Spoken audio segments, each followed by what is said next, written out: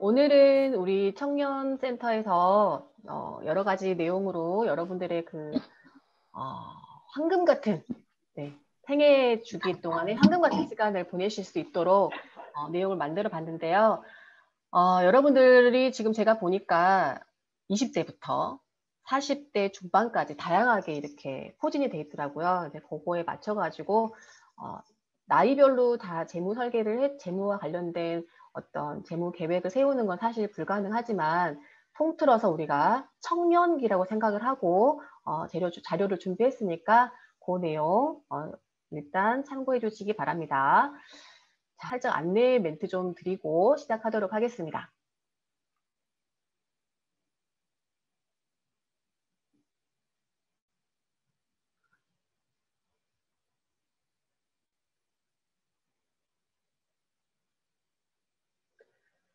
네, 안내 잘 받으셨죠? 네, 그러면 시작해 보도록 하겠습니다. 일단 제 소개를 먼저 드릴게요. 저는 현재 서민금융진흥원에서 전문 강사로 활동하고 있습니다. 이름은 김혜정이고요. 뭐 아까도 간단하게 제가 설명을 받으셨겠지만 저는 현재 서민금융진흥원, 신용회복위원회 그리고 또 광주경제교육센터에서 금융이나 경제 이런 쪽으로 해가지고 전문 강사로 활동하고 있고요. 이 활동을 하기 전에는 금융회사 아까 이제 명칭을 말씀해 주셔가지고 안 숨길게요. 네, 경제은행에서 20년 정도 근무를 하다가 퇴직을 했습니다. 저도 이제 뭐 퇴직을 한 사유는 육아 때문에 어쩔 수 없이 퇴직을 했는데 우연치 않은 기회로 이렇게 강의를 하게 됐어요. 근데 이제 제 적성이 맞나 봐요. 잘한다고 칭찬을 많이 해주셔가지고 긍정의 힘으로 제가 열심히 하고 있습니다. 자, 그러면 오늘은 일단 강의를 어떤 내용으로 할 건지 제가 안내를 먼저 드리겠습니다. 첫 번째 시간, 그러니까 오늘이죠. 오늘은 나만의 재무 레시피라는 제목으로 강의를 준비했어요. 여러분 레시피가 뭐죠? 레시피 그러니까 우리가 요리할 때 많이 쓰는 거잖아요. 요리할 때 많이 쓰는 건데 저 같은 경우에도 사실 주부이지만 요리를 잘 못해요. 그래서 레시피가 없으면 요리를 하지를 못합니다. 맛이 없는 음식을 먹어야 되는 거죠. 그런데 우리 인생에 있어서도 이 재무라는 것이 레시피하고 같다고 보시면 돼요. 준비된 레시피대로 음식을 만들었을 때 맛있는 것처럼 이 재무 설계도 여러분께서 준비를 해가지고 진행을 했을 때, 생활을 하셨을 때 좀 더 맛있는 인생을 살지 않을까라고 생각을 해봅니다. 그래서 첫 번째 시간은 나만의 재무 레시피라는 제목으로 준비를 했고요. 네. 그리고 두 번째 시간에는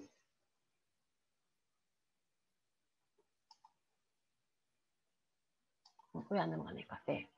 이제 그 재무 설계, 음식을 만드는 비법을 알았다면 어떤 재료로 어떻게 만드는 거를 이제 공부를 해야 돼요. 그래서 설계도 재무 목표도 마찬가지죠. 목표를 잡았다면 어떤 상품을 선택해서 그 상품을 어떻게 활용을 하는지를 알아야 이제 우리가 저축을 하든 뭐 보험을 가입하든 뭐 이런 걸 전략이 필요하잖아요. 그래서 이제 요리를 하듯이 요리 비법을 알고 재료를 어떤 거를 선택해서 어떻게 만들 것인지를 그런 것처럼 금융상품을 선택하고 재테크에 관련된 내용으로 두 번째 시간은 진행을 할 거고요. 세 번째 시간에는 우리가 이제 맛있게 먹어야 됩니다. 맛있게 먹어야 되는데 돈은 어떻게 맛있게 먹어야 되느냐? 잘 써야 되죠. 잘 써야 되는데 쉽지가 않습니다. 그래서 돈을 잘 쓰는 방법, 소비를 잘하는 방법에 대해서 세 번째 시간은 진행을 할 거고요. 마지막 시간에는 요즘에는 재테크에 대해서 관심 되게 많으신데 여러분 혹시 신테크라는 말 들어보셨어요? 신테크? 젊은 친구들은 신테크라고 하면 신발 재테크라고 이렇게 말을 하더라고요. 근데 이제 제가 말하는 신테크는 신용과 관련된 신용 재테크를 말씀을 드리는 거고요. 우리 현대사회에서는 신용이 되게 중요한 부분인데도 불구하고 재테크에는 관심이 많지만 신용에 관련된 재테크를 하지 않는다. 신용을 잘 관리하지 않는다. 그래서 그게 문제가 되고 있어요. 그래서 청년들이 부채를 해결하고 신용관리는 어떻게 해야 되는지 네 번째 시간 이렇게 총 4일 동안 진행을 할 거고요. 알차게 준비했습니다. 그래서 혹시 이제 궁금하신 부분이 있으면 아까도 말씀드렸던 것처럼 중간중간에 질문해 주시면 제가 준비해가지고 답변을 해드리도록 하겠습니다. 늦은 시간에 공부하려면 머리 아프죠. 그쵸? 제가 여러분의 뇌를 활성화시키기 위해서 퀴즈를 하나 내볼게요. 우리 이제 수업 전에 준비 운동 해야 돼. 준비 운동. 준비 운동을 해야 뇌가 잘 받아들입니다. 딱 5초만 보여드릴 거니까 한번 맞춰볼게요. 퀴즈예요. 퀴즈. 뇌를 활발하게 해야 공부를 열심히 하니까. 자, 문제 나갑니다.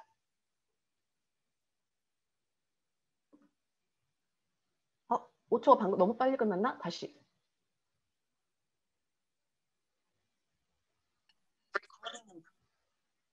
자, 잘 보셨어요, 여러분?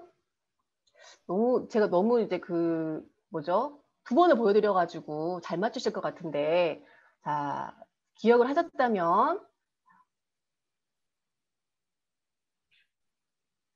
화면이 자꾸 바뀌네. 아까 보신 그림은 몇 번일까요? 갑자기 탄성이. 자, 왜 이렇게 화면이 자꾸 바뀌네? 혹시 맞추셨나요? 채팅으로 올라오네요. 이게 인터넷 상황이다 보니 에러가 자꾸 발생하니까 너무 쉽게 맞히시는데 정답은 많이 맞추셨어요. 은경님, 혜미님, 우리 양세형 과장님 많이 맞추셨는데 우리 센터에서도 못 맞추신 것 같은데 정답은 1번이었어요. 1번. 1번. 이게 간단한 것 같은데 사실 맞추기가 힘들어요. 근데 이런 것들도 뇌를 굉장히 활성화를 시킨다고 합니다. 그래서 이제 수업 전에 준비 운동 끝났으니까 열심히 준비해 수업해 봐야죠.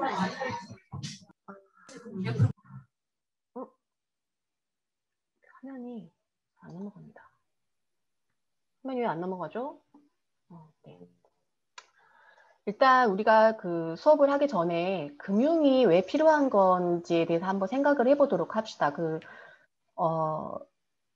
수업 전에 제가 말씀을 드리자면 일단 여러분들이 많이 참여를 해주셔야 돼요. 제가 혼자 하면 여러분도 재미없고 저도 힘들고 그렇죠? 그래서 이제 오늘 수업은 조금 참여할 수 있는 내용으로 준비를 하긴 했는데 여러분께서 적극적으로 자발적인 참여를 하셨으니까 적극적으로 또 임해 주시길 바래요. 일단 이 사회초년생을 예시로 한번 들어볼게요. 사회초년생인 이 박땡땡 씨가 월 소득이 200만 원이 있어요. 200만 원이 있는데 5년 후에는 창업을 하고 싶으시대요. 창업을 하는데 자금으로는 2억이 필요하죠. 근데 이 사람이 매년 생활비를 빼고 100만 원씩을 모아도 뼈 빠지게 벌어야죠. 그렇죠? 5년 뒤에는 6천만 원밖에 마련할 수가 없는 거죠. 자, 여러분은 부족한 자본을 어떻게 마련하실 거예요? 대출. 대출. 맞습니다. 대출을 이용해야죠. 여러분이 돈이 없다고 해가지고, 현재 지금 이 아이템이 현재만 유행을 하고 지금 창업을 해야 된다고 한다면 포기할 수는 없잖아요. 포기하실 수도 없고, 뭐 우리가 금수저이면 정말 땡큐여서 부모님께 좀 지원을 해달라고 하겠지만 그것도 안 되는 상황이라고 하면 아까 말씀해 주신 거 채팅에 지금 올려주셨는데 금융을 이용해야 되죠. 금융을. 그래서 금융이 필요한 겁니다. 근데 이제 유일한 방법 대출. 금융이 필요한데 여러분, 금융을 필요하다는 건 우리가 알고 있어요. 그런데 금융을 잘 알아야 된다는 거죠. 금융을 잘 알아야만 이 금융을 정확하게 활용할 수가 있는 건데 오늘 좀 화면이 좀 늦어요. 자, 금융이라는 것은 무엇이냐? 금융이 뭘까요, 여러분? 여러분 금융이라고 하면 뭐가 제일 떠오르세요?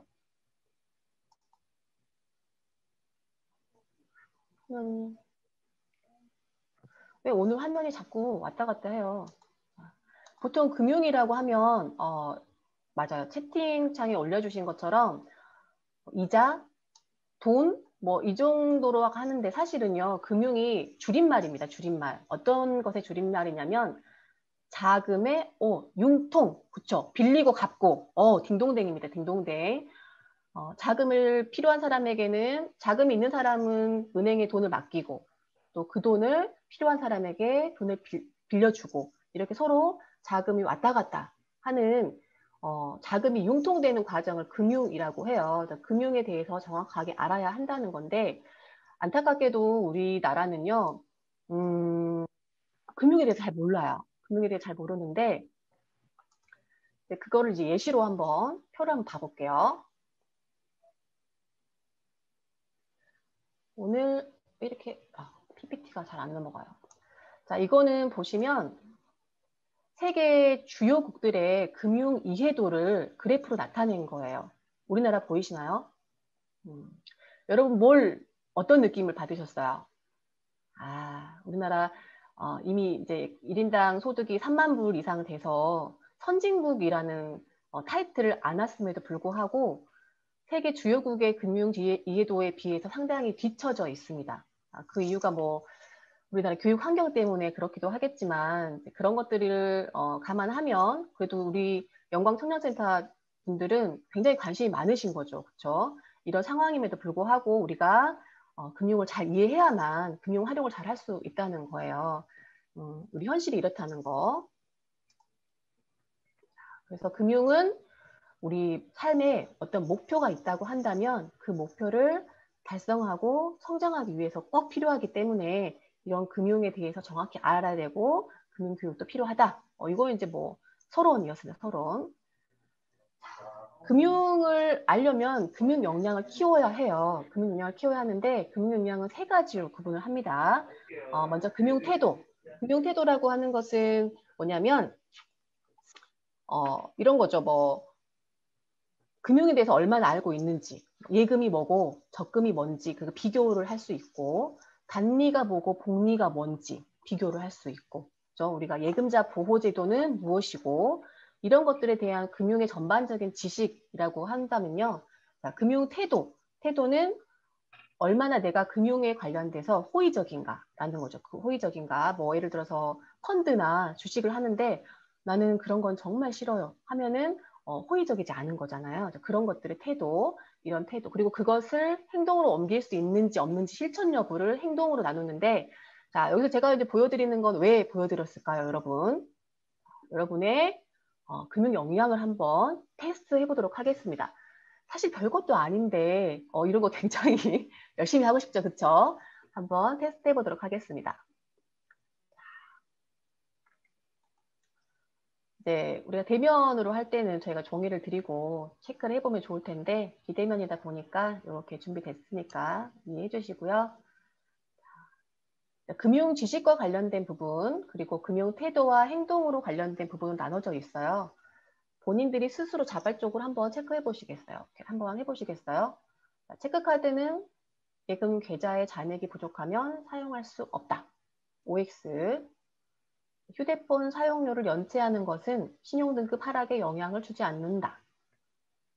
수익률이 높은 투자 상품은 상대적으로 큰 위험이 생길 수 있다. 정기예금은 일정 기간을 정해 놓고 매달 일정한 금액을 저축하는 금융상품이다. 소득이나 자산이 많으면 신용점수가 높다. 그리고 이제 태도와 관련되고 행동과 관련된 부분들을 한번 체크해 보시게요. 나는 돈과 관련된 계획은 중요하다고 생각한다. OX 신용카드가 있으면 내가 원하는 것을 편히 살 수 있을 것이다. 돈이 부족할 경우 갚을 수 있다면 빌려서 목표를 달성할 수 있다. 꾸준한 저축보다 한 방에 큰 수익을 얻는 투자를 선호한다. 행동과 관련된 부분도 다 네 가지 있죠. 한번 체크해 보시게요. 다 해보셨나요?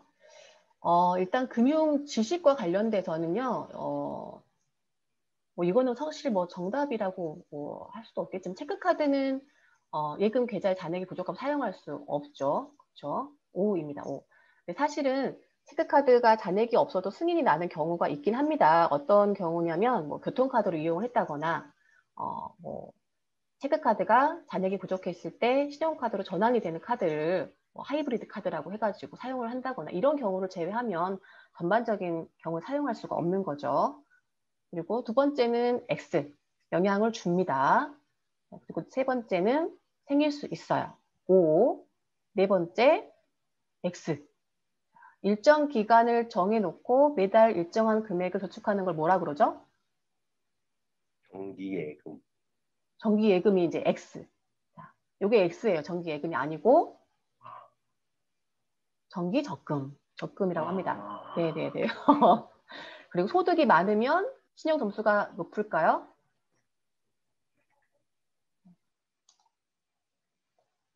요거는 X. 신용도는 재산하고 상관이 없어요. 상관없어요. 하고. 그리고 이제 더 태도는 돈과 관련된 계획 매우 중요하죠. 중요합니다. 요런 것들은 본인이 O라고 평가한 것들이 많다고 한다면 굉장히 호의적이라고 볼 수 있어요. 호의적이고 어떤 투자 상품을 했을 때 어떤 그 위험도, 우리가 위험도라고 하는 것은 투자를 했을 때 원금에 손실될 수 있는 부분을 감안하고 공격적으로 할 수 있다는 이런 태도가 있을 수 있다는 거고요. 행동도 점수가 높을수록 실천할 확률이 높다. 이렇게 보시면 되겠습니까? 본인들은 어느 정도의 수준이라고 생각하십니까, 여러분? 이제 이게 뭐 전반적인 테스트는 아니겠지만 역량을 키울 수 있는 기본 베이스라고 생각하고 여러분의 지금 현재 상황, 나는 이렇구나 한번 생각해 보면서 수업을 한번 진행해 보도록 하겠습니다.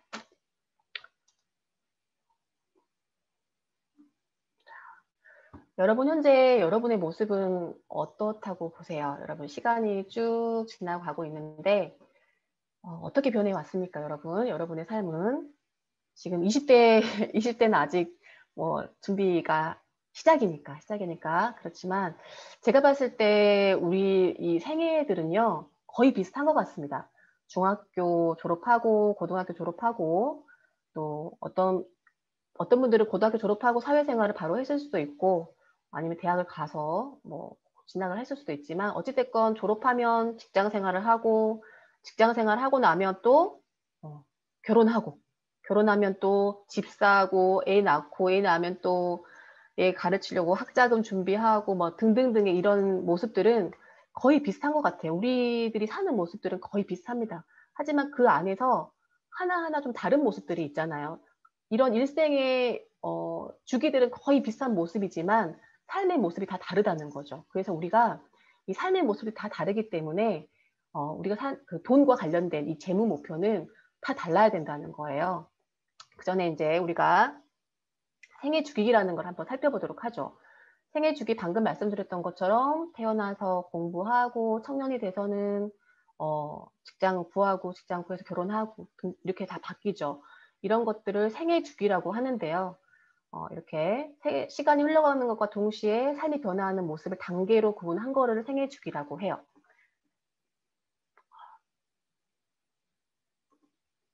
여러분들이 살아가면서 이제 우리가 이제 어린이 유년기하고 학생의 시절은 청소년기 다 지났잖아요. 여러분들 혹시 인생을 이렇게 우리의 지금 청년기니까 남아있는 인생의 시기에 목표를 생각해 보신 적이 있으세요? 생각해 보신 게 있다면 아니 뭐 저거 잠깐 이렇게 기록해 보셔도 되고요. 만약에 없으시다면 잠깐 한 1분 정도 시간을 드릴 테니까 한번 그냥 구체적이진 않더라도 큰 그림으로 한번 생각을 해보시는 시간을 좀 가져볼게요. 사실은 인생에 있어서 목표를 1분 동안 결정하는 건 말도 안 되는 일이긴 합니다만 시간 관계상 자, 청년기에는 뭘 해야 되고 지금 청년이 있으시다 그 20대가 있으시다면 나는 지금 뭘 해야 되겠다. 제일 큰 목표는 뭐다. 아니면 지금 실은 우리가 지금 20대부터 40대는 다 청년기라고 봐요. 청년기라고 보고 50에서 60대를 장년기, 그 이상을 노년기라고 보긴 합니다만 이 청년기라는 건요. 가장 많은 이벤트가 발생하는 단계예요. 인생에 있어서. 경제적으로 20대 때는 독립을 생각을 해야 되고 20대에서 30대 때는 결혼, 그리고 주택 마련, 그리고 또 아이가 생기면 출산, 양육 이런 걸 준비해야 되는 굉장히 많은 이벤트가 발생하는 단계인데도 불구하고 우리가 준비를 많이 못하고 있어요. 그래서 준비를 많이 못하기 때문에 요즘 청년들은 어떻습니까? 그 N4 세대라고 하잖아요. 포기하는 게 너무 많다는 거죠. 그런데 우리가 재무 설계를 통해서 포기가 아닌 선택을 할 수 있는 그런 청년기가 되어야 되겠다. 인생에 있어서 출발을 하고 가장 이벤트가 많은 단계부터 뭔가를 포기한다는 건 제가 봤을 때는 너무 슬프고요. 이 시기에 어떤 걸 준비해서 내가 내 인생에 앞으로 진행되는 과정에서 다시 새로운 뭔가를 선택할 수 있는 계기가 되는 시기로 맞아야 되지 않을까라고 생각을 하거든요. 저도 이제 저는 오늘 모이신 분들 대충 이야기 나이 연령대를 제가 들었는데 40대 중반이 제일 많으신 것 같더라고요. 맞으신가요? 근데 저도 이제 40대 중반이거든요. 근데 저는 결혼했고, 그럼 독립은 자동으로 했고요. 뭐 주택 마련, 물론 주택 마련도 내 집인지 잘 모르겠습니다. 은행 집인지 내 집인지. 아무튼 주택은 있습니다. 그리고 뭐 출산, 우리 아이들, 저도 이제 딸이 2명이 있고, 중학생, 초등학생 이래요. 그래서 이제 그런 거니까 저는 이제 지금의 제 목표는 아이들이 잘 성장할 수 있도록 학자금, 그렇죠. 아이들의 그 학비가 제일 중요한 지금의 그 재무 목표인 것 같아요. 그리고 이제 노후에 어떤 그 아이들에게 손 벌리지 않고 좀 안정적으로 살 수 있게끔 뭐 노후 연금을 만든다든가 이런 것들을 좀 지금부터 차근차근 준비해 나가는 거, 그런 게 이제 재무 목표라고 볼 수 있겠습니다. 여러분들도 재무 설계가 뭐예요? 재무 목표를 어떻게 정해요? 요거를 생각하기 전에 여러분의 목표를 먼저 알아야 돼요. 목표가 없는데 계획을 세우면 오늘 뭘 먹지? 뭘 먹을까? 라고 생각하지도 않았는데 요리를 할 수는 없잖아요. 그래서 뭘 먹을까를 먼저 생각을 한 다음에 레시피를 만드는 거죠. 그렇죠? 그런 것들을 생각하시면 되겠습니다. 레시피를 만들고 실행하느냐는 여러분이 결정하시는 거예요. 이제 요거는 조금 이제 지금 하기는 좀 불편하겠지만 요거는 그냥 한번 여러분께서 한번 오늘 수업이 끝나고 나면 늦은 시간이니까 혼자 시간이 되실 때 한번 해보셨으면 좋겠어요. 내가 20대인데 30대이라면 만약에 40대이라면 내가 벌 수 있는 돈이 얼마인가? 벌 수 있는 돈이 얼마이고 그러면은 내가 지금 현재 저도 40대이니까 50대 때는 얼마를 벌 수 있을지 60대 때는 얼마를 벌 수 있을지를 경제활동을 할 수 있는 연령까지 한번 쫙 적어보시는 거예요. 생각을 해가지고. 그리고 반면에 쓰게 되는 돈이 얼마일지를 한번 예측을 해보는 거죠. 예측을 해봐서 여러분들이 예측한 것대로 진행이 되면 정말 다행이겠지만 예측한 대로 되지 않기 때문에 우리가 이런 재무 준비를 해야 된다는 거거든요. 이렇게 표도 하나 보여드릴게요.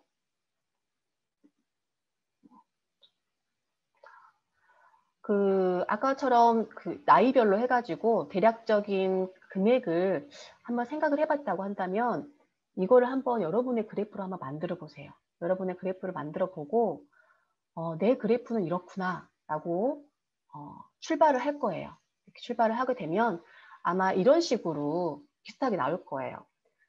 여기 보면은 하늘색 그래프는 돈이 들어오는 그래프, 보라색 그래프는 돈이 나가는 그래프인데 보시는 것처럼 이렇게 겹쳐지는 부분을 보면 돈이 그래프가 반대로 바뀌어요. 그 이유가 이 그래프로 알 수 있는 거 아마 여러분이 앞서 아마 해보시면 아시겠지만 여러분이 돈을 쓸 수 있는, 그러니까 돈을 더 많이 쓰는 구간과 돈을 더 많이 벌 수 있는 구간이 다르다는 거예요.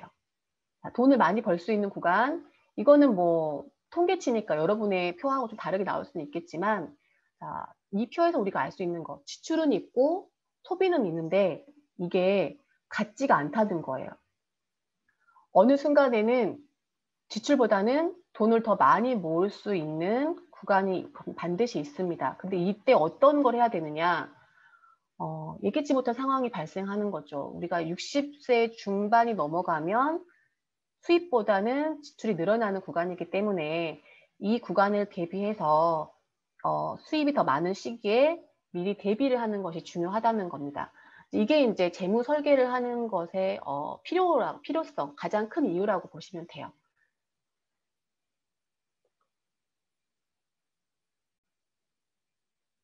그래서 우리가 재무 목표는 준비를 해야 돼. 재무 목표는 분명히 하는 게 필요하거든요. 지금 제가 너무 음소거가 돼 있어가지고 소리가 안 들리니까 제대로 하고 있는 건지 잘 모르겠어요. 재무 목표라는 것은요, 여러분, 이렇게 생각하시면 돼요. 언제, 무엇을 위해서 얼마가 필요하느냐. 보통 재무 목표라고 하면 이렇게 말을 합니다, 대체적으로. 저는 부자가 되고 싶어요. 저는 행복할 거예요. 이렇게 말씀을 하시는데요. 이거는 재무 목표가 아니에요, 여러분. 재무 목표는요, 구체적이어야 해요. 구체적으로. 나는, 기간을 두고 얼마를 모아서 어떤 것 때문에 이 돈을 모을 거야 라는 게 반드시 분명하게 있어야 된다는 건데요. 대부분의 사람들이 재무 목표가 뭐예요? 그러면 저는 행복하게 살고 싶습니다. 저는 건강하게 살고 싶습니다. 뭐 돈을 뭐 1억을 만들어가지고 뭘 하고 싶어요. 이렇게 하는 사람들이지 구체적인 게 없다는 거예요. 그래서 재테크랑 재무 설계를 비교를 해보자면 재테크는 어떤 목적으로 단기에 모아서 돈을 쓸 수 있게끔 돈을 모으는 방식이라고 한다면 재무 설계는 내 생애 주기 동안에 안정적이고 계획적인 삶을 위해서 돈을 모으는 방식이라고 보시면 되겠습니다. 그래서 여러분은 재무 목표는 아주 구체적으로 정해주시는 게 좋겠습니다. 지금 시간이 30분밖에 안 지났는데 그쵸? 좀 오래된 것 같네요. 자, 우리 생애 주기별 재무 목표를 잠깐 볼게요, 여러분. 생애 주기별 재무 목표 혹시 미혼이신 분 계신가요? 미혼이신 분? 자, 미혼이신 분의 생애 재무 목표는 제일 먼저 경제적인 독립을 좀 준비할 필요가 있다. 그리고 결혼을 준비해야 되는 재무 목표가 이제 1순위가 돼야 되는 거고요. 혹시 내가 신혼기이다고 한다면 어떤 주택을 마련한다거나 새로운 경제 활동을 해야 되기 때문에 적응이 필요하잖아요. 그런 적응이 필요하기 위한 재무 목표를 가지고 준비를 해야 된다. 그리고 자녀를 출산하고 양육을 해야 되는 시기에는 출산 자금을 준비한다거나 아니면 아이들과 경제 활동을 안정적으로 하기 위한 생활에 대한 그 목표, 그리고 여기도 마찬가지로 주택 마련이 있겠습니다.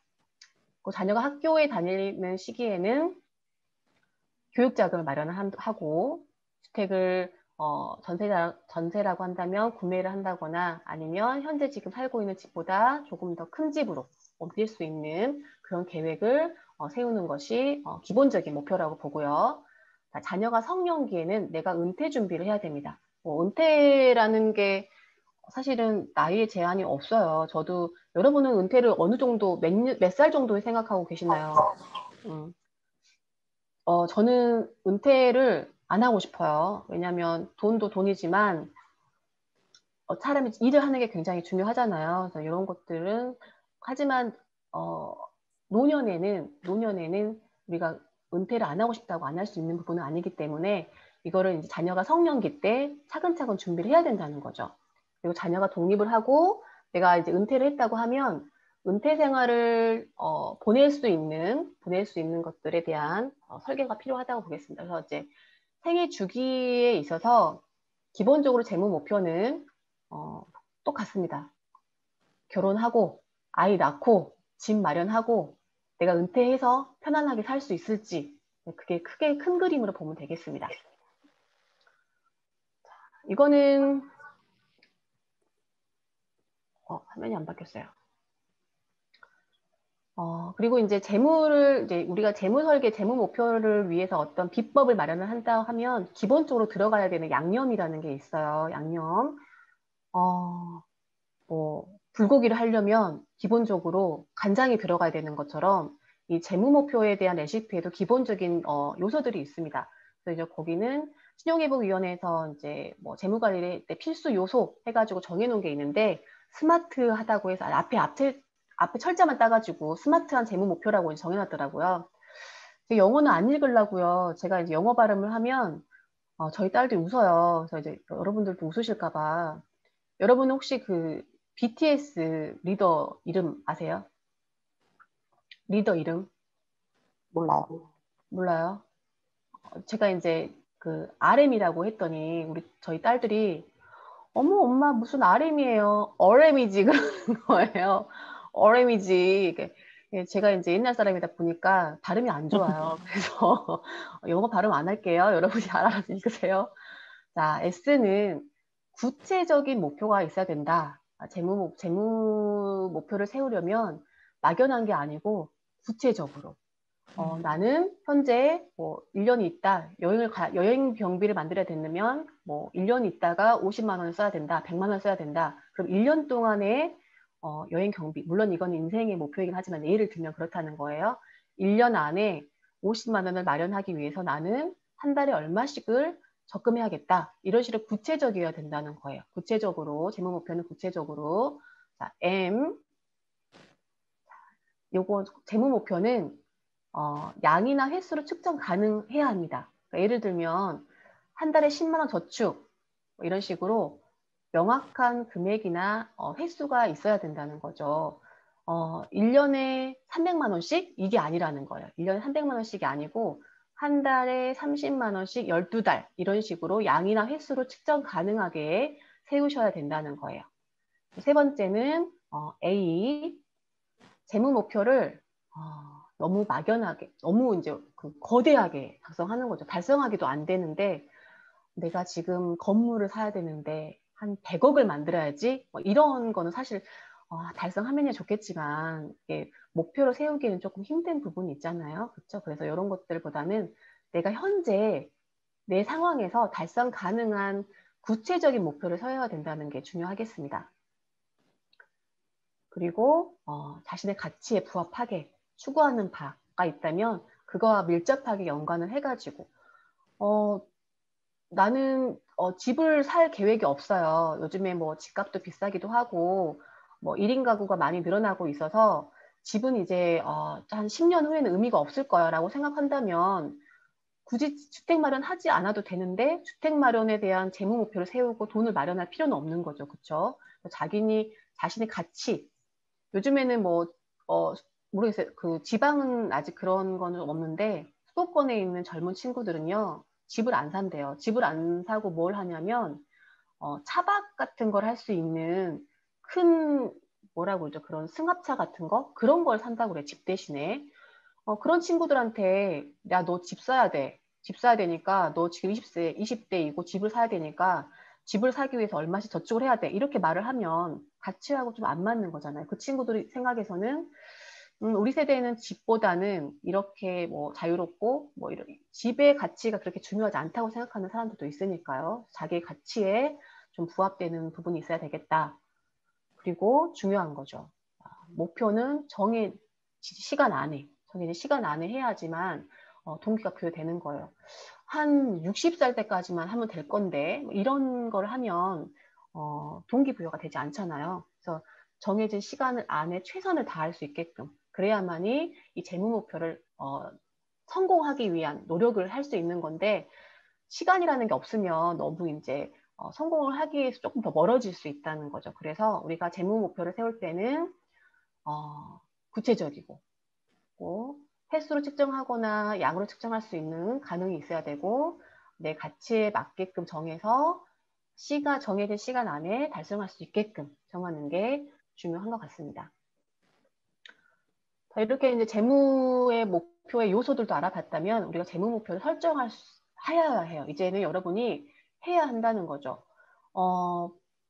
아까도 말씀드렸던 것처럼 자기의 시기, 연령에 맞게끔 재무 목표를 정해놓고 거기에 맞는 구체적인 목표가 들어가야 되는 거예요. 결혼을 하려면 어떤 걸 해야 되지? 저 같은 경우에는 이제 결혼을 했고 출산을 했으니까 양육을 해야 되는데 양육을 하려면 어떻게 해야 되는가? 뭐 중학교 1학년이니까 고등학교 보내야 되고 대학을 간다 그러면 대학을 보내야 되고 저희 아이들이 대학을 안 간다 그러면 안 보낼 거거든요. 근데 이제 그래도 준비는 해야 되잖아요. 준비. 여러분 혹시 작년에 대학생들 평균 1년치 등록금이 얼마였는지 혹시 아세요? 얼마였을 것 같아요, 여러분? 한번 맞춰보세요. 자, 작년이니까 우리가 이제 재무 목표를 세우려면 얼마가 드는지 정도는 알아야 되잖아요. 내가 예를 들어서 저는 이제 아이들을 교육비를 마련을 할 건데 얼마인지를 모르는 거예요. 그러면은 구체적인 계획을 세우기가 힘들잖아요. 그렇죠?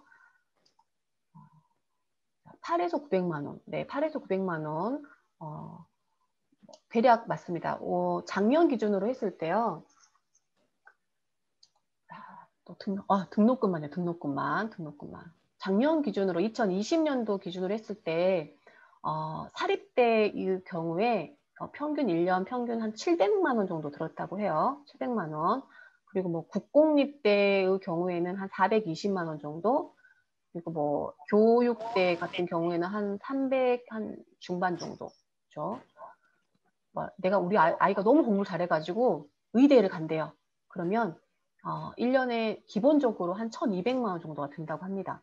등록금만. 그러면 그런 거를 다 해가지고 등록금은 그렇게 드니 술값까지 쓰시려고요. 그런 거를 생각하고 그런 비용이 어느 정도 드는지를 알아야 이런 목표도 세우잖아요. 그런 것에 대한 좀 조사도 필요하겠죠. 조사. 출산을 하려면 이러이러한 게 필요하다더라. 그러면은 또 거기에 맞게끔 금액을 설정하고 재무 목표를 설정해야 되는 거죠. 여러분이 해당되는 것들을 한번 구체적으로 이번 기회에 아직 생각을 해본 적이 없다. 그런다고 한다면 구체적으로 한번 생각을 해볼 수 있었으면 좋겠어요. 우리가 이제 대면 수업 같은 경우에는 좀 이런 거를 해보는 잠깐의 시간이 필요한데 여기 온라인이다 보니 그런 게 안 되니까 일단 넘어가도록 할게요. 그럼 이제 구체적으로 이제 목표도 세웠고 방법도 이제 요소들도 알았으니까 우리가 돈을 모으는 원칙, 기본적인 원칙을 좀 알아야 돼요. 원칙. 이게 이제 저축의 습관이라는 책 중에 제가 이제 발췌한 건데요. 이 저축을 하는 방법에 따라서 습관에 따라서 좀 돈이 모이는 게 달라진다고 합니다. 저축 금액을 정한 후에 지출하는 습관을 가지면 지출보다는 저축에 집중하는 거죠. 저축을 먼저 하고 지출하니까 지출을 통제할 수가 있어요. 근데 반면에 돈을 먼저 쓰고 남은 돈은 저축을 해야지라는 생각을 갖고 있다면 지출에 집중을 하기 때문에 저축 금액이 줄어드는 겁니다. 그래서 이제 우리가 저축에 대한 정확하게 인식을 하고 저축 후에 지출하는 습관을 기르는 것이 굉장히 중요하거든요. 그리고 혹시 그 워런 버핏 아저씨 아시죠, 여러분? 워런 버핏은 투자를 굉장히 잘하는 사람으로 이제 유명하잖아요. 투자의 귀재. 근데 그 아저씨도 늘 이런 말씀을 하시는 거죠. 돈을 모으려면 저축을 먼저 해야지. 왜 지출을 먼저 하고 돈을 모으느냐. 저축을 꼭 먼저 해라. 이게 습관이 돼야 된다. 이런 말씀을 많이 하시죠. 우리는 사실 여러분들은 한번 돌아보시면 어떠신가요, 여러분? 저축을 좀 먼저 하시고 지출을 하시는 편이신가요? 아니면 지출을 먼저 하고 저축을 하시는 편인가요? 아니면 지출만 하시나요? 지출만? 그런 걸 좀 약간 그러니까 제가 이제 교육 이런 수업을 할 때 늘 항상 이렇게 말을 해요. 저는 어떤 수업을 할 때 이번에 이걸 한번 배워보죠. 이렇게 말을 하진 않거든요. 가급적이면 우리 같이 이야기해봐요. 이렇게 말을 하고 하는 편인데요.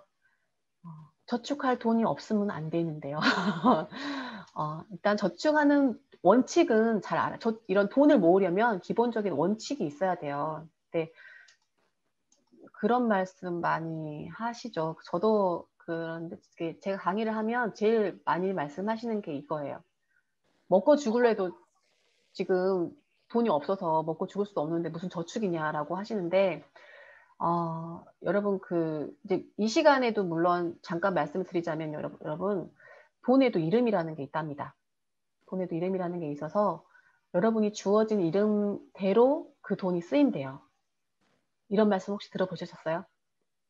돈에다가 이름을 이름을 주었을 때 그 돈은 그 이름대로 쓰인대요. 그러니까 내 소득이 100만 원인데 그 100만 원 중에서 10만 원에게 너는 너의 이름을 10만 원은 저축이야 라고 이름을 주면 정말 저축으로 쓰인다는 거예요. 돈에도 이름이 있기 때문에. 그런데 이름을 정해주지 않으면요. 이 돈이 생각했을 때 아, 우리 주인은 나를 별로 안 좋아하네. 나를 안 좋아해서 돈을 좋아하고 나를 잘 관리해 줄 수 있는 사람에게 가야겠다 하고 나에게 떠나버린답니다. 돈에도 이름을 주면 돼요. 그러니까 저축할 돈이 없다고 하지 마시고 먼저 조금이라도 이름을 먼저 지어주고 저축이라는 이름으로 지어주고 저축을 그냥 이름으로 쓰이게끔 해주시면 돼요. 이게 이제 돈 모으기의 원칙이거든요. 이런 것들 어렵지만 우리가 이제 하려고 실천하려고 지금 이렇게 이야기를 하는 거니까 오늘부터라도 이제 오늘 끝나고 내일부터라도 한 번씩 생각을 좀 바꿔주시면 좋겠어요. 자, 그리고 두 번째 원칙이 있죠.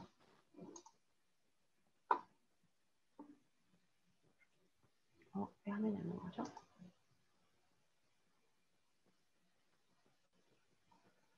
그리고 돈을 모을 때는요, 강제성을 좀 가져야 돼요. 강제성. 이게 뭔 말이냐면 여러분은 여러분의 의지를 믿으시나요? 저는 저의 의지를 전혀 믿을 수가 없거든요. 그래서 저는 강제성을 가지고 돈을 모아야 된다라고 생각을 하는데 저만 그렇게 생각하는 게 아니고 모든 전문가들이 다 그렇게 생각을 합니다. 예를 들어 이런 거죠.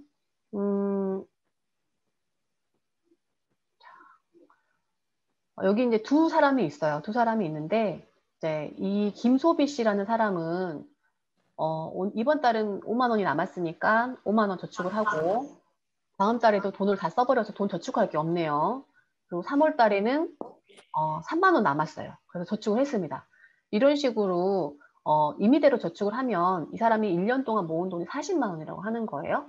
그러면 이 B라는 박알뜰 씨의 경우에는 자기의 의지가 약합니다. 그래서 소득이 월급이나 이런 소득이 있을 때 들어옴과 동시에 그냥 빠져나가게끔 자동이체를 해놓는 거예요. 자동이체를 해놓으면 내가 쓰기도 전에 돈이 빠져버리기 때문에 꼬박꼬박 저축이 되는 거죠. 내 의지를 통제할 수가 없기 때문에 이랬을 경우에 이 사람은 1년 동안에 강제적이었기는 하지만 60만 원을 모을 수가 있다는 겁니다. 방금 질문이 하나 들어왔어요, 여러분. 저축이랑 대출금 중에서 이제 저희가 이제 수업보다도 실질적으로 바로바로 궁금한 거를 알려드리는 게 중요하니까 저축이랑 대출금 갚는 것 중에서 어느 것이 더 우선돼야 될까요, 여러분? 여러분은 어떻게 생각하세요? 답은 없어요. 답은 없지만 이론적인 거를 말을 하자면요. 금리가 이자율을 비교를 좀 하셔야 되겠죠. 이자율을 비교해 보시고 결정을 하시는데 자, 만약에 대출을 갚으려고 대출을 갚는 데만 계속 이렇게 돈을 나갔습니다. 근데 갑작스럽게 아파가지고 목돈이 필요해요. 그러면은 이제 어떻게 할 겁니까? 그렇죠? 그런 것들을 생각해야 된다는 겁니다. 그게 이제 뒤에 나오는 우리가 돈 모으기 원칙 중에 하나가 있어요. 선행을 하셨네요. 선행을. 돈 모으기 원칙 중에 하나가 우리가 이제 선저축을 해라. 강제 저축을 해라. 그게 있잖아요. 그리고 또 하나가 있어요. 화면이 안 넘어가지? 요거를 제가 영상을 하나 잠깐 공유를 한번 해볼게요. 같이 한번 보시게요. 가로저축은 무엇? 부자 되는 저축법? 사회초년생 재테크? 저축 영원부터 큰돈 모으는 법 등 유튜브에서 고수들의 저축법으로 유명한 가로저축. 이번엔 가로저축의 의미와 특징들을 알아봤습니다. 재테크 카드뉴스. 먼저 세로저축과 가로저축을 비교해볼까요? 세로저축은 한 목적을 위해서 돈을 모으고 쓰고 다시 모으는 것입니다. 단기적인 목표를 설정해서 빠르게 돈을 모으는 데 효과적이죠. 반대로 가로저축은 한 번에 여러 가지를 장기적으로 가져가는 저축법입니다. 가로저축은 다양한 목적의 저축을 동시에 하는 것이 포인트인데요. 이때 기간별로 단기, 중기, 장기를 나눕니다. 예를 들어 100만 원을 저축한다면 단기 30만 원, 중기 40만 원, 장기 30만 원으로 나누는 것이죠. 또다시 단기, 중기, 장기를 목적별로 세분화할 수도 있습니다. 가로저축법은 단기 저축이 끝나도 중장기 저축은 그대로 확보돼서 더 안정적입니다. 또 인생 전반에 대한 재무 설계나 장기 설계가 가능해서 노후 대비를 하기에도 효율적입니다. 장기 계획이 중요한 사회초년생들에게 유리하겠죠. 또 이자 효과도 볼 수 있는데요. 중장기로 가져가는 저축은 이자도 높은 편이고 복리로 운용할 수 있기 때문입니다. 장기 저축은 비과세 등의 세제상의 혜택도 볼 수 있습니다. 즉 돈에 작용하는 시간의 힘을 얻을 수 있는 저축법이죠. 가로저축은 전반적으로 인생의 불필요한 낭비도 줄여줍니다. 지속적으로 저축을 하게 되니까 저축하는 습관과 낭비하지 않는 습관을 길러주는데요. 노년까지 끊임없이 목표가 설정돼 있어서 무계획적인 자금 관리도 방지해줍니다. 또 중장기 저축을 자유롭게 운용할 수 있는 장점도 있습니다. 중장기 저축은 급한 돈이 아니기 때문에 일부는 투자 수익률이 높은 곳에 공격적인 투자도 가능합니다. 이런 투자 다각화로 수익을 창출하고 자금 관리를 좀 더 융통성 있게 할 수도 있습니다. 가로저축을 위한 체크포인트 4가지 꼭 숙지하세요. 여러분, 오늘 알려드린 가로저축으로 인생 설계와 저축 2마리 토끼를 모두 잡아보세요.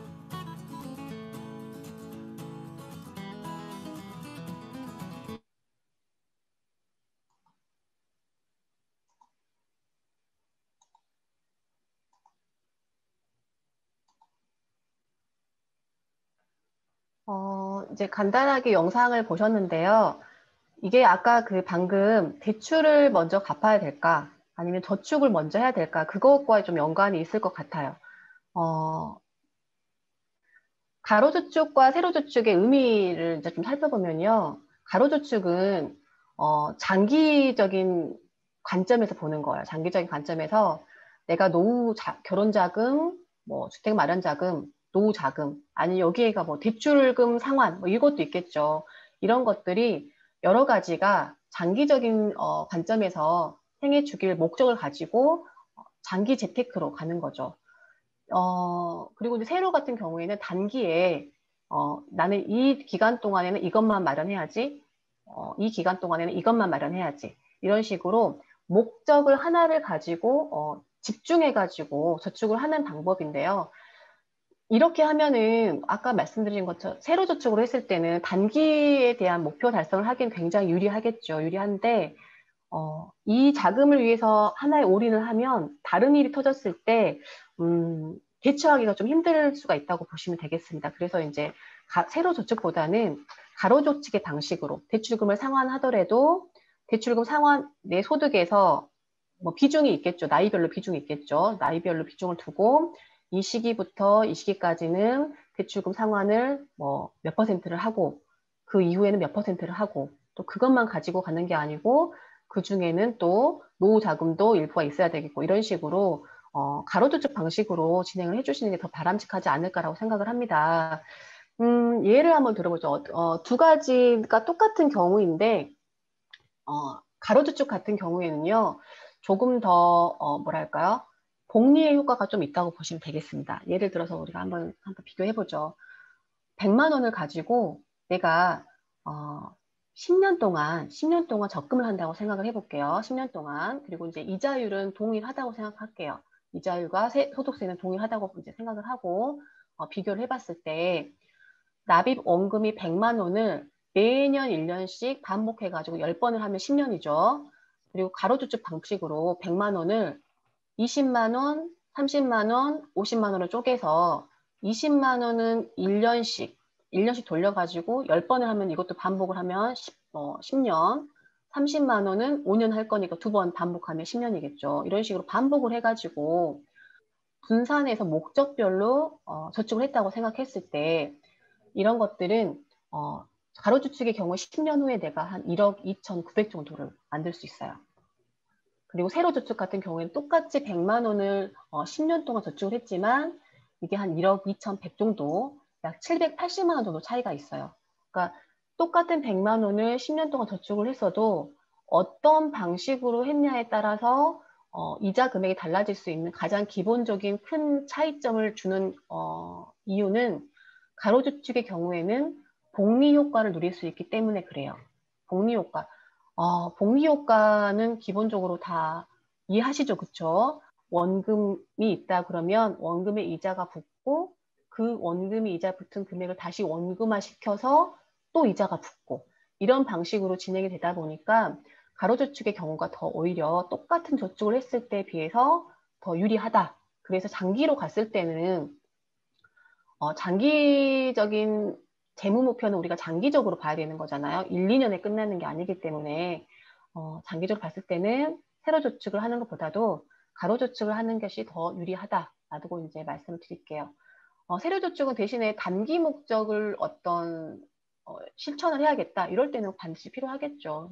뭐 간단하게 금방금방 써야 될 돈을 10년씩 가져갔을 때 더 오히려 더 불리할 수 있으니까요. 그런 것들의 목표에 따라서 이런 저축 방법도 다양하게 생각을 해보셨으면 좋겠습니다. 그리고 마지막 방법. 정액으로 저축을 하는 것이 맞겠습니까? 정률로 저축을 하는 게 맞겠습니까? 라는 이야기예요. 자, 정액 저축 대 정률 저축을 한다고 생각을 하면 내가 만약에 지금 현재는 월 수입이 100만 원이라고 생각했을 때 그중에 25만 원을 저축을 하는 거예요. 이게 정액이잖아요. 정액. 그런데 내가 소득이 늘 200만 원일 수는 없어요. 소득이 또 오르겠죠. 승진을 한다거나 아니면 기타 등등의 사유로 월 소득이 오릅니다. 그러면 정액저축 같은 경우에는 25만 원만 나는 매월 25만 원 정도는 저축을 해야지 라고 생각하고 저축을 하면 내 수입이 200만 원이 됐을 때도 25만 원밖에 저축을 할 수 없는 거예요. 그런데 만약에 정률로 했다 그러면 내 소득이 200으로 올랐을 때 거기에 비례해가지고 50만 원을 증가가 하는 거예요. 그러면 결국 결론적으로 만기 때 탈 수 있는 내가 저축의 마지막 끝에서 받을 수 있는 돈이 정액보다는 정률로 적금하는 것이 훨씬 더 유리하겠죠. 이런 식으로 나만의 저축하는 원칙을 좀 정해놓고 재테크는 해야 될 필요가 있습니다. 재무 목표를 세우고 그 목표에 맞게끔 어떤 전략을 세워가지고 돈을 모으는데 원칙이 없이 돈을 모을 수는 없어요, 여러분. 지금 당장 쓸 돈이 너무 없어요. 아니면 저축을 하고 싶어도 돈이 다 나가버렸네요. 이런 것보다도 먼저 여러분이 돈을 모으려면 기본적인 원칙을 정해놓고 그 원칙을 따르려고 노력을 하는 게 중요하다는 겁니다. 노력하지 않으면 돈이 남아있지가 않잖아요. 근데 그런 것들 좀 필요하겠습니다. 그리고 이제 그런 것들을 위해서 여러 가지 좀 제도들을 좀 살펴보도록 하겠습니다.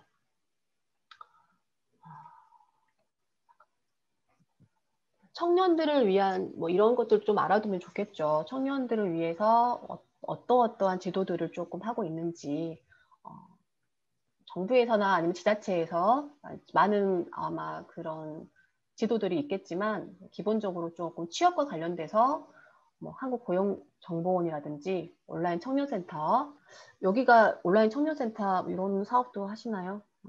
그런다고 하면은 이런 것들 잘 알고 계시면 되겠고요. 뭐 경력 단절 여성이라고 한다면 여성 새로 일하기 센터 이런 데 가면 각종 정보들이 제공이 되고 지원을 해드리는 걸로 알고 있어요. 그리고 뭐 주거와 관련된 부분 이런 것들도 주거 취약 계층이라면 이러이러한 것들을 지원해드리고 급여 이런 것들도 좀 지원해드리고 있다. 요즘에 청년이나 신혼부부들에게 뭐 특별 공급 이런 거 되게 많잖아요. 그런 것들도 조금 관심 있게 보시면 그러니까 내가 관심을 가진 만큼 다른 사람보다도 더 유리한 조건에서 시작할 수 있어요. 그런 것들 조금 참고해 주시면 되겠습니다.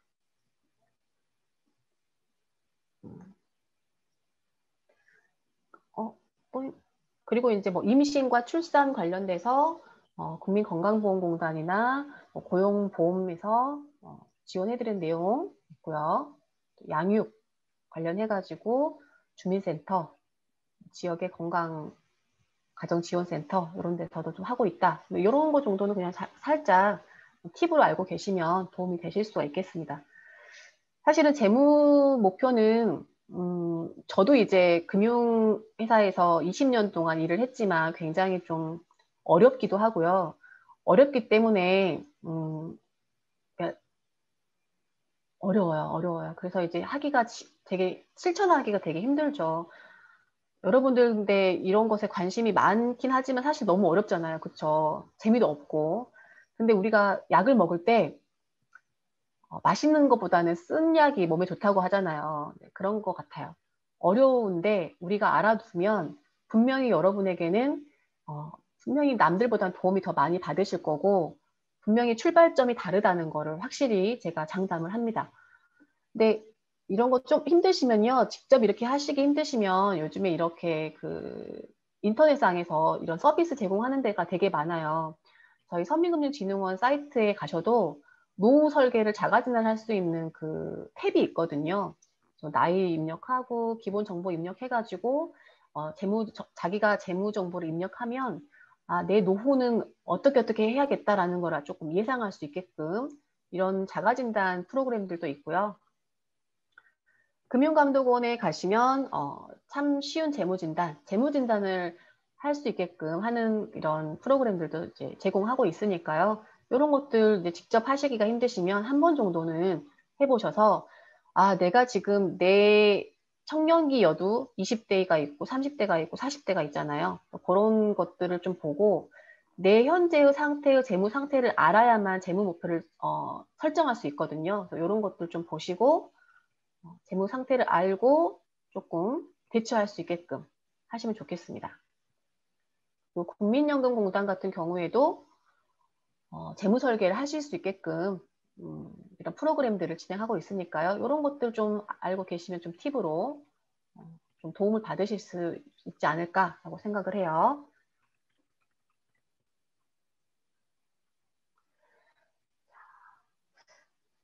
시간이 굉장히 많이 남았는데 혼자 막 하니까 그쵸. 마지막 슬라이드가 나와버렸어요. 이제 제가 요거를 하나를 소개를 해볼게요. 여러분. 예일대예요, 예일대. 예일대, 아이비리그. 예일대에서 졸업생들을 대상으로 해가지고, 졸업생들에게 숙제를 내준 거예요, 숙제를. 졸업생들이 숙제를 내줬는데 많이 했을까요, 여러분? 아, 물론 이제 그 중에서는 제가 여기 봤지만, 졸업생들 중에서 졸업생들에게 앞으로 향후 10년 동안 너희가 어떻게 살 건지, 어떻게 너희들의 삶을 준비할 건지를 써보고, 그거를 내보고, 앞으로 10년 동안 살다가 10년 후에 다시 그 결과를, 연구 결과를 좀 공유할게 라고 이제 숙제를 내준 겁니다. 근데 그 중에 97% 학생들은요, 이제 졸업하는 와중에 내가 그거를 해야 돼 하고 대충 썼어요. 대충 쓰고, 3%가 굉장히 성의 있고 구체적으로 써냈습니다.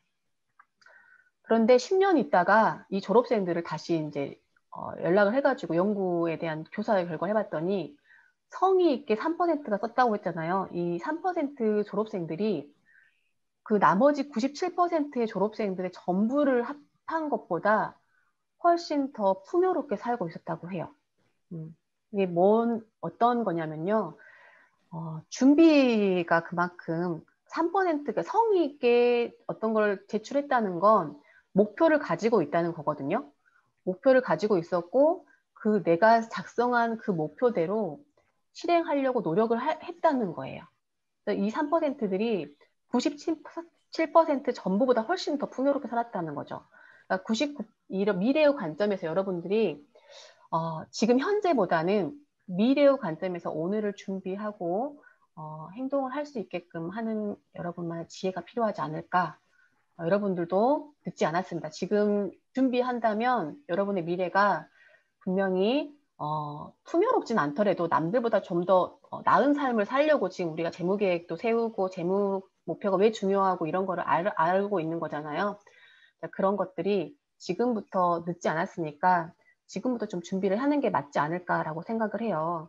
여러분들이 어려워 마시고, 근데 이제 이런 게 있어요, 여러분. 막연한 생각, 늘 그렇습니다. 막연한 생각이 좀 문제죠. 아까도 말했던 것처럼 막연하게 아니고 구체적으로 하는 게 행동이 필요하겠습니다. 혹시, 내용이 사실은 이게 30장이 넘는 슬라이드인데, 2시간을 해야 되는데 지금 1시간 좀 하고 바로 끝나버렸어요, 여러분. 혹시 예. 궁금하신 게 있으시면 말씀해 주시면 우리 나머지 시간에 질문하고 응답하는 시간으로 한번 가볼까요? 강사님, 제 말씀 들리시죠? 네네. 네네. 아까 이제 강의하실 때, 우리 영광고, 일단 저는 그런 생각이 들었습니다. 이렇게 바쁜 시간에 모여가지고 이런 이야기를 듣는다는 건 이미 여기 계신 분들은 3%의 성의 있는 사람이 아닌가라는 아, 생각을 그럼. 먼저 했고요. 네. 우리가 또, 이게 첫날 교육이었잖아요. 네. 그러다 보니까 이제 금융교육의 중요성을 좀 해주신 것만으로도 첫날 수업은 저는 의미 있었다가 생각을 합니다. 그리고 여기 계신 분들한테 제가 교육 들으셨으니까 꿀팁을 제가 또, 아까 강사님 되게 많은 지원제도 말씀하셨잖아요. 예, 이거 네. 관련한 꿀팁이 있어요. 그래서 제가 그 아, 꿀팁을 몇 가지 좀 안내를 좀 해드리려고 합니다. 네네. 그, 지금 구직 청년 지원 사업이 지금 보호비로 지원하는 게 저희 올해 10명밖에 안 돼요. 이 사업이 줄어들고 있는데 영광군에서 자체 예산으로 50명 청년에게 구직지원금을 드립니다. 이게 저희가 제가 제 정보로는 6월 초에 접수 시작하거든요. 매월 50만 원씩 6개월 동안 취업하실 때까지 지원을 해드려요. 그러니까 이제 신청자들 중에 소득 수준이 낮은 분이 먼저 우선순위가 되기는 하는데 군비로 50명 이상 지원하는 건 사실 많지 않고요. 그래서 좋은 게 있으니까 혹시 취준생 여러분 당장 수입이 없다고 괴로워하지 마시고 신청하시면 좋을 것 같고요. 두 번째 꿀팁인데요. 지금 스포티움 올라가는 큰 길 오른쪽에 땅 파는 거 보고 계십니까? 영광 청년주택 건립사업 시작을 했어요. 그래서 지금 8평형 원룸 150세대하고 15평형 투룸 150세대를 짓고 있거든요. 그래서 아마 2년 후에는 입주가 가능할 것 같아요. 그래서 청년들 주거 복지를 위해서 되게 좋은 사업을 하고 있거든요. 얼마나 또 임대료가 싸냐면 원룸형은 월 임대료 8만 원 이내, 그리고 투룸도 15만 원 이내, 이렇게 지금 현재 군에서는 좀 계획을 하고 있어서요. 아마 주거 복지에 이만한 또 복지가 없는 것 같습니다. 그리고 또 지금 아마 일하는 청년들을 지원하는 부분에서 영광군에서 거의 전국에서 최초로 진행하는 사업이 있는데 영광형 청년 일자리 장려금 지원 사업 해가지고요. 지금 현수막에 되게 많이 걸려 있어요. 제가 영광군 청년센터 홈페이지에도 올려놓을 건데요. 기업들이 한 25개 정도 들어왔거든요. 근데 그 기업에 입사를 하시면 기업에서 주는 급여 플러스 알파로 50만 원을 추가로 더 지급을 합니다. 기간은 3년 동안이고요. 해당 청년들의 인원이 지금 100명이에요. 그래서 100명의 청년에게 이제 급여 외 50만 원씩 일하는 청년 장려금으로 지원하는 사업이 있어서 이런 것도 이용해 보시면 되게 좋을 것 같고요. 제가 한두 가지만 더 말씀을 드리면 지금 이제 뭐 결혼이나 출산 관련해서 우리 영광군에서 지원을 많이 하고 있잖아요.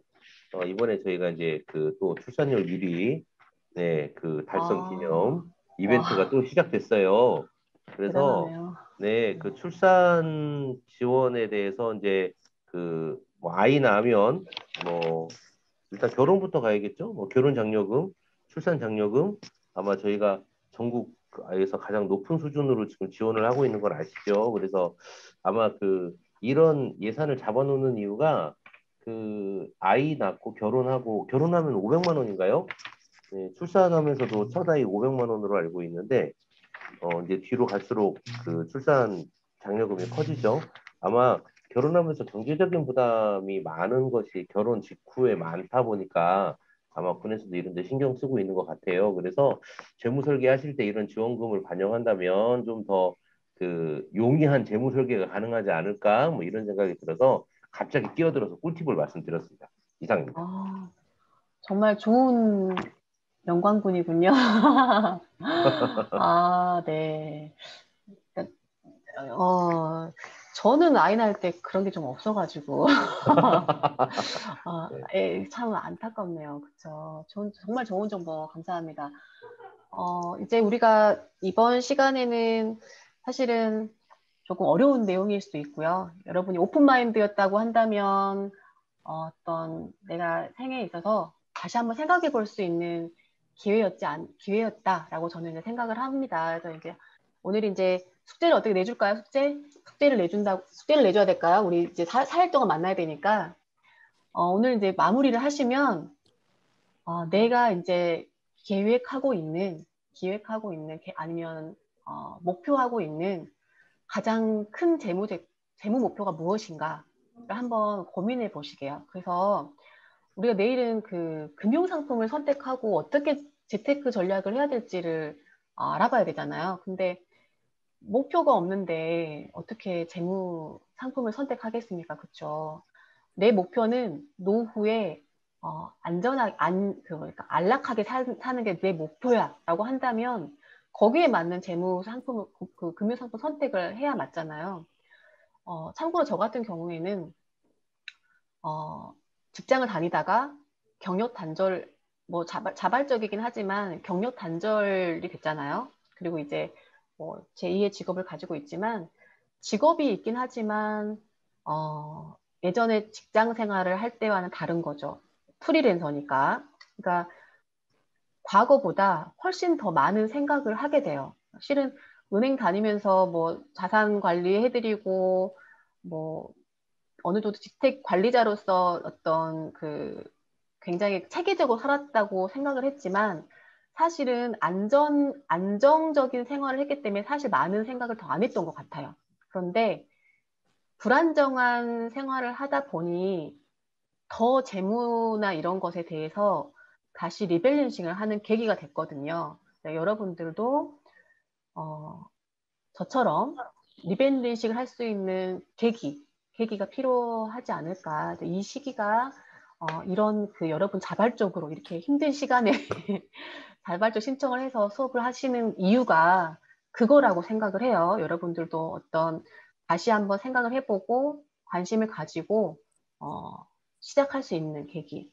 이게 나이가 먹었다고 한 번 계획된 재무 목표가 꾸준히 가는 건 아니거든요. 제가 이번 주 금요일에는 노인분들이 그분들도 자발적으로 요청하셔가지고 거의 70대이신 분들이 남은 생애 목표를 다시 설계할 수 있게끔 교육을 해달라고 요청을 하셨어요. 그런 거죠. 이게 나이를 먹어서 노년기가 됐다고 해서 재무 목표가 끝나는 게 아니에요, 여러분. 근데 우리는 지금 어때요? 청년기입니다, 청년기. 청년기이기 때문에 더 많은 큰 그림을, 더 미래를 보고 큰 그림을 그릴 수 있어야 된다는 거예요. 이번 시간을 통해서 그걸 해야 되고, 그래서 결론은 숙제를 낼까요, 말까요? 숙제를 내면 머리가 아프니까 한 번은 생각을 꼭 해보셔야 돼요. 그래야 여러분이 이거예요. 내일 나는 어떤 금융상품에 포커스를 맞춰야 될지를 알 수가 있어요. 근데 오늘 이제 물론 오늘은 제가 사전에 어떤 내용으로 강의가 될지 어떨지 아마 모르셨을 수도 있어서 그랬지만 내일은 그걸 알으셔야 내가 주식에 투자를 해야 될지 아니면 나는 안정적으로 투자를 해야 될지 이런 것들을 결정할 수 있는 또 시간을 가질 수가 있거든요. 저 혼자 또 막 떠들 수는 없잖아요, 여러분. 그래서 오늘 이제 끝나시고 주무시기 전에 구체적인 레포트를 내라는 게 아니니까 한번 생각해 보셔서 나는 아이의 학자금을 마련을 몇 년 동안 해봐야지. 나는 노후에 일찍 파이어족이니까 일찍 노년을 은퇴를 하고 일찍 해야지. 뭐 이런 목표를 가지고 내일은 수업을 했으면 좋겠어요, 여러분. 내일 그렇게 하도록 하겠습니다.